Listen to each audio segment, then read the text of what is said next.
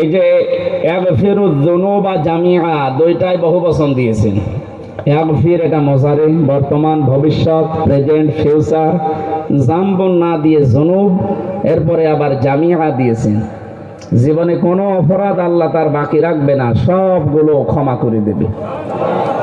এখন এই ক্ষমা পাবে কারা? এই যে বিশাল ক্ষমার একটা অফার, মাঝে মাঝে আল্লাহ অফার দেয়। আমরা দুনিয়াতেও বিভিন্ন জিনিস বিক্রি করার সময় দেখি বছরে 2-3 বার অফার আসে।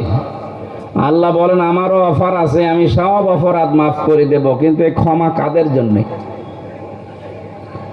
এই ক্ষমাটা পাওয়ার জন্যে আনিবু ইলা রাব্বিকুম ওয়া আসলিমু লাহু মিন ক্বাবলি আইয়াতিয়াকুমুল আযাবু সুম্মা লা তুনসারুন। 1 নম্বরের শর্ত মানা লাগবে, ওই লোকটাকে পৃথিবীর সব কিছু ছেড়ে দিয়ে আল্লাহ অভিমুখী হওয়া লাগবে, আল্লাহর দিকে লোকটা ফিরে যাবে। 2 নম্বরে আল্লাহর বিধান যখন সেইটা পাবে, সামনে আসার পরে আমার নিজের বলতে আর কিছু নেই, আমি সমর্থন করলাম, আত্মসমর্পণ করলাম, স্যালেন্ডার করলাম। এই যে 2টা শর্ত শুনতে যত সহজ মনে হচ্ছে, নিজের জীবনে বাস্তবে মেলানো অত সহজ না। প্রথমে একটা শুনলাম যে আল্লাহর দিকে ফিরে আসা লাগবে। পঞ্চগড়বাসী, কোথায়? আমার বাড়ি কুষ্টিয়া, আপনার যে জেলা পঞ্চগড়, 450-500 কিলোমিটার পথ। বিশাল পথ মাড়ি দিয়ে আমার একটা উদ্দেশ্য আছে। আমি সত্যি এসেছি এই উদ্দেশ্য নিয়ে যে আমরা যেন আল্লাহর দরবারে যাওয়ার পরে আর কান্নাকাটি করা না লাগে। কিয়ামতের ওই কঠিন ময়দানে 5 প্রকার মানুষ শুধু কাঁদতেই থাকবে, শুধু কাঁদবে। ওদের কোনো ভাষা থাকবে না, কোনো কথা থাকবে না, শুধু কান্না ছাড়া। আমরা আবার ওই দলে যেন পড়ে না যাই। আমাদের কান্নাকাটি যা আছে এই দুনিয়ায় এখনই যেন শেষ হয়ে যায়, মরণের পরে যেন আমাদের কান্না করা না লাগে। কথা বলেন ঠিক কিনা? আমরা যারা অপরাধ করার পরে অনুশোচনা আসে, ভেতরে একটু অপরাধ বোধ আসে যে না ঠিক হয়নি, এবার যদি আপনি আস্তাগফিরুল্লাহ রাব্বি মিন কুল্লি যামবি ওয়া তুবু ইলাইহি পড়েন, আপনার জীবনের গুনাহ মাফ হয়ে যাবে। বিষয়টা এমন না। হ্যাঁ, এতদিন পর্যন্ত আমরা শুনতাম আল্লাহ একটা গুনাহও বাকি রাখবে না, তার রহমত থেকে নৈরাশ হওয়া নিষেধ। তিনি গফুর, তিনি রহিম, সব মাফ করে আপনাকে সাফ করে রাখবেন। ঠিক আছে, কিন্তু এর পরের 2টা আয়াতে আল্লাহ যে শর্ত দিলেন যে এই ক্ষমাটা পাবে কারা? এই ক্ষমা পাওয়ার জন্য প্রথম শর্ত, আমাকে আল্লাহর দিকে ফিরে আসা লাগবে। বিবেক জবান যেহেতু আমাদের আছে, আমরা পাগল না।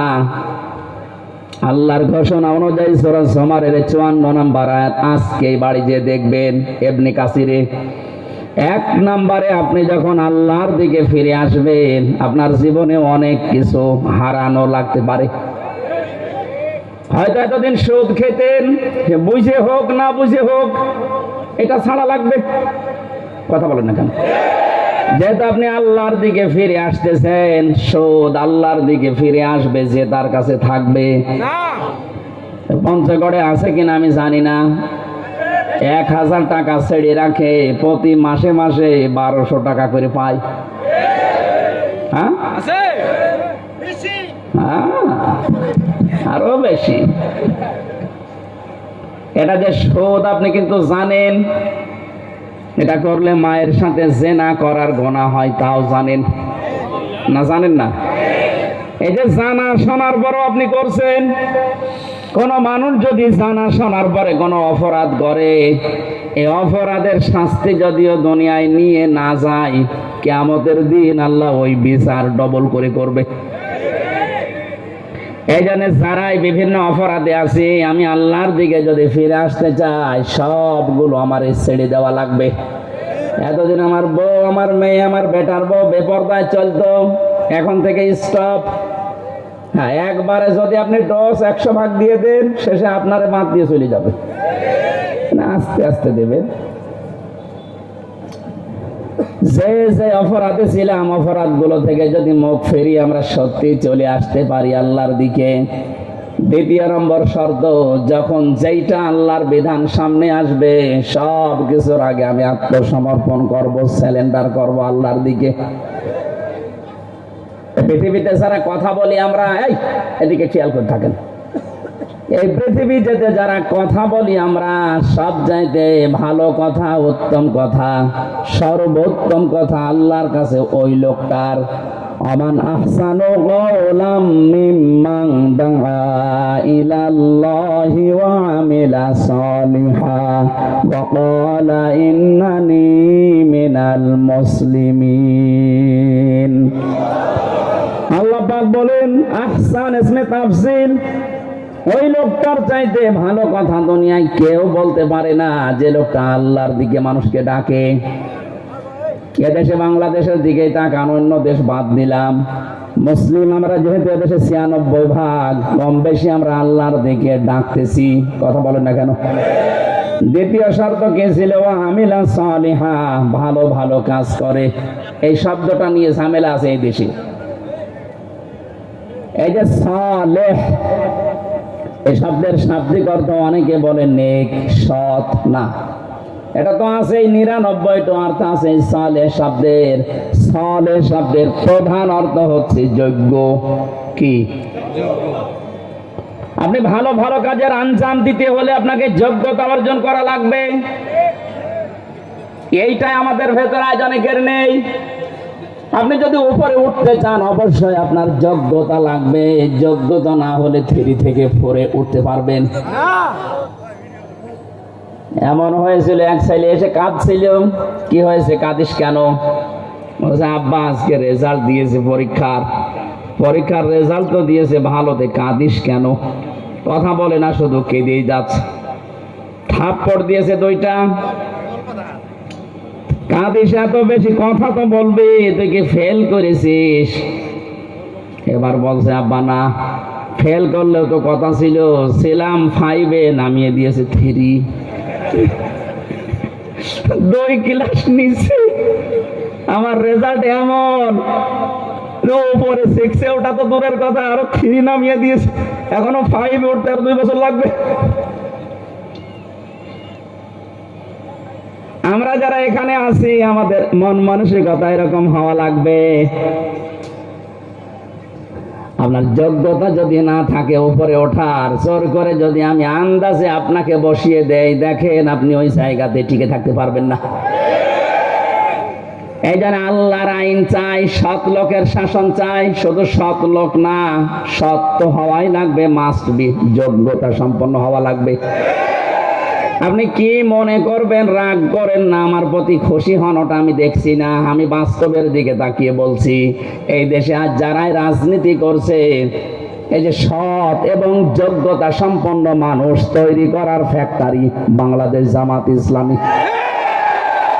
বলেন এর সাথে দ্বিমত হলে আমি এই লাইনটা কেটে দেব। বলেন, এরা ছোটকাল থেকে আপনাকে যোগ্য করে গড়ে তুলবে। আপনার চরিত্রের যে মাধুর্যতা তৈরি হয়, এইটাও এখান থেকে আপনাকে নেওয়া লাগবে। বাংলাদেশে বহু রাজনৈতিক দল আছে, আপনি একটাই দেখান যে যাদের কর্মসূচি এইভাবে তৈরি করা, আমি পাইনি। আজ যে যুবক এবং যুবতীরা 180 মাইল বেগে গণার দিকে ধাবিত হচ্ছে, এরকম একটা পরিবেশের ভেতরে বাংলাদেশ ইসলামী ছাত্র শিবির, ইসলামী ছাত্রী সংস্থায় যারা আছে, এত বড় কঠিন ময়দানেও তারা নিজেদের চরিত্রকে হেফাজত করে রেখেছে। আপনি একটা বিড়ি খোর দেখাতে পারবেন না, বাকি ডাল বাবা তো বাদ দিলাম, ওগুলো কল্পনাই করা যায় না। একটা বিড়ি, এইটা জীবনে কোনো সাথী বা সদস্য খেয়েছে, আপনি যদি প্রমাণ দিতে পারেন যে ও খেয়েছে, ইয়ার কি চলে হোক, তাও পারবেন না। আমি নির্দ্বিধায় আপনার ছেলেকে, আপনার মেয়েকে এই দলে দিতে পারেন, তাহলে বিশ্বাস করে নেবেন যে জীবনে আপনাকে বৃদ্ধাশ্রমে যাওয়া লাগবে না। কয়েকদিন আগে আমি ছিলাম এই যে নীলফামারীর কিশোরগঞ্জ বৃদ্ধাশ্রমে গিয়েছিলাম। কত মানুষের মা বাবা লাইন ধরে বসে আছে, ওদের চোখের চাহনি দেখে মনে হচ্ছে ও ছেলে মেয়ের জন্য বরদোয়া দিচ্ছে। আপনার কপালেও যেটা আসবে না কোনো গ্যারান্টি নেই। আমি গ্যারান্টি দিতে পারি, যদি আপনি ছেলে মেয়েকে ইসলাম দিয়ে ছোটবেলা থেকে গড়ে তুলতে পারেন, জীবনও আপনার ছেলে নেশা করবে না। আমি জানি অনেকের মন খারাপ হচ্ছে, আর এইটাই বাস্তব। আপনি যদি মিলান তাহলে এইটাই বাস্তব। যোগ্যতা সম্পন্ন করে গড়ে তুলতে হলে তাকে ওই বিষয়ের জ্ঞান দেওয়া লাগে এবং ট্রেনিং দেওয়া লাগে, যেটা বাংলাদেশ জামাত ইসলামী তৈরি করার জন্য মন প্রাণ দিয়ে খাটতেছে। আমিলা সালিহা, ভালো ভালো কাজ মানে শুধু নামাজ পড়লাম, রোজা রাখলাম, হজ করে আসলাম না, আপনাকে যোগ্য হওয়া লাগবে।